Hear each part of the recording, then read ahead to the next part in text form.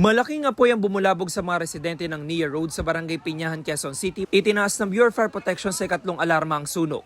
Nasa 25 fire truck ang rumisponde.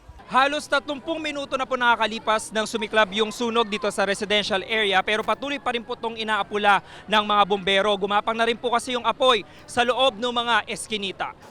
Bumalik ang takot sa mga residente, lalo't nasunugan ng lugar nitong March 6, kung saan mahigit 2,300 pamilyang naapektuhan. Naapula ang sunog matapos sa mahigit isang oras. Ayon sa BFP, tinatayang nasa 15 bahay ang natupo. Sa tala ng barangay, 71 pamilyang naapektuhan.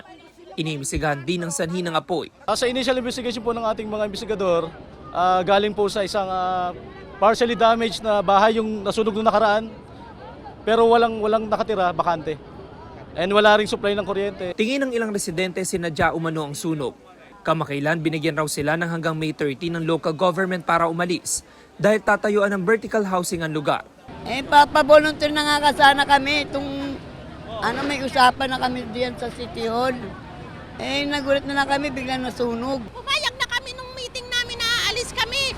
Oh, tapos kailangan pa ganyanin kami? Hindi naman sang-ayon ng mga taga-barangay sa hinala ng mga residente. Wala namang nananay dyan. Hindi pa namin alam kung ano talaga yung pangyayari. Alamin po natin yung kung ano po yung katotohanan sa na sinasabi na ganyan, na sinadya.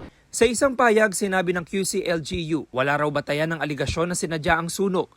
Bago pa raw mangyari ang sunog, nakipagpulong na ang LGU sa mga pamilya at ipinaalam sa kanila mga tulong sa pagiging benepisyaryo ng pabahay sa NIA.